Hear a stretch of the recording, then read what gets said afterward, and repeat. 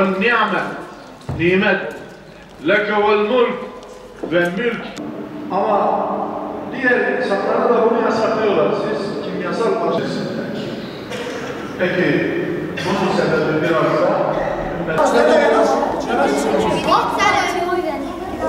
da malum olduğu üzere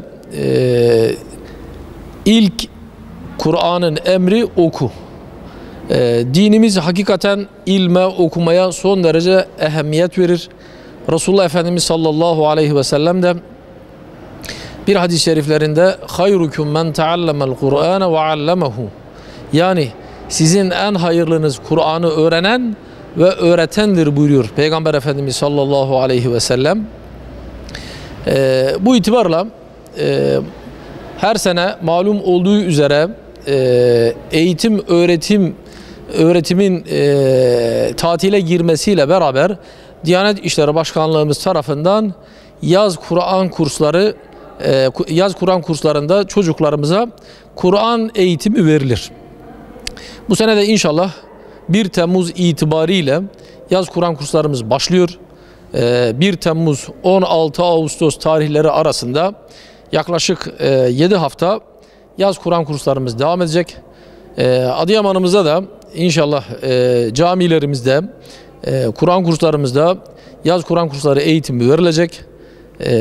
Geçen yıl yaklaşık Adıyaman'ımızda 200 Adıyaman merkez ve köylerinde 270 civarında camilerde, konteynerlarda, prefabrik mescitlerde yaz Kur'an kurslarında yaz Kur'an kursları uygulandı. İl genelinde de yaklaşık 800 cami ve Kur'an kurslarında yaz Kur'an kurslarımız açıldı. Bu sene de inşallah bütün camilerimizde, konteyner kentlerde, prefabrik mescitlerde yaz Kur'an kurslarımız açılacak. Bizim inşallah halkımızdan talebimiz buraları şenlendirmeleri, çocuklarını göndermeleri, çocuklarının Kur'an eğitimini almalarını sağlamaları. Yaz Kur'an kurslarımızda tabi 4-6 yaş kurslarımız da olacak. Küçük çocukları da inşallah bizler Kur'an kurslarımıza bekliyoruz. Bizim en güzel anılarımız camilerimizde inşallah neşv-i nema bulacak. Kur'an kurslarımızda neşv-i nema bulacak. Çocuklarımız sadece burada Kur'an eğitimi almıyorlar. İnşallah tabi Kur'an'ı öğrenecekler, Fatiha'yı öğrenecekler ama bunun yanında çocuklarımız gerek ibadetleri olsun, namazı olsun, orucu olsun, zekatı olsun, Peygamber Efendimizin hayatı olsun, sahabenin hayatı olsun, itikat olsun, bu konuları inşallah Kur'an kurslarında öğrenecekler. Bunun yanında sosyal etkinlikler de yapılıyor. Yani çocuklarımız eğlenerek, gülerek, oynayarak inşallah camilerimizi şenlendirecekler. Eğlenerek inşallah öğrenecekler. Sadece Kur'an öğretilmiyor, sadece dini bilgiler verilmiyor. Aynı zamanda çocuklarımıza burada bazı sosyal etkinlikler çerçevesinde de bu yaz Kur'an kurslarımız inşallah dolduruluyor.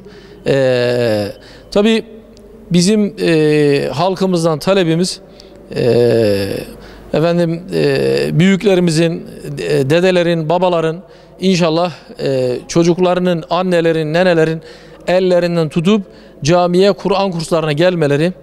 Tabi sadece Kur'an kursuna gelmek değil de yani inşallah namaz vakitlerinde de bu yazı vesile bilip namaz vakitlerinde de yani bir dede torununun elini tutup, bir nene torununun elini tutup camimize teşrif etsinler, şeref versinler. İnşallah çocuklarıyla, torunlarıyla beraber camilerimize gelmelerini bekliyoruz.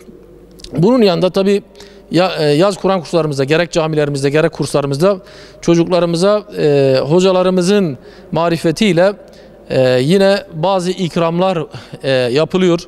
Bizim halkımızdan talebimiz, hali vakti özellikle yerinde olanlarımız çocuklarımızı sevindirsinler. İnşallah bir dondurma ikramıyla çocuklarımızı sevindirmeye gayret etsinler.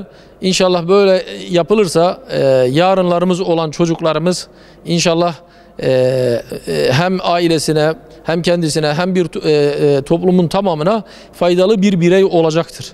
Tabii biz nasıl ki çocuklarımızın bu dünyasına yatırım yapıyor isek ebedi alem olan ahiret yurduna da yatırım yapmamız gerekiyor.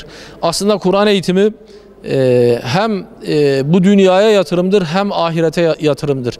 Kur'an eğitimini alan çocuğumuz, manevi eğitimi alan çocuğumuz inşallah bu dünyası da mamur olacaktır. İnşallah ahireti de mamur olacaktır.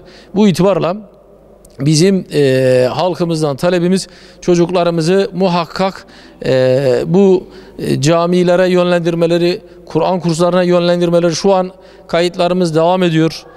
Bu tarih itibariyle kayıtlarımız devam ediyor. 8 Temmuz tarihine kadar da kayıtlarımız devam edecek. Muhakkak inşallah çocuklarımızı Kur'an kurslarına bizler yönlendirelim. Bu itibarla hepinize teşekkür ediyorum.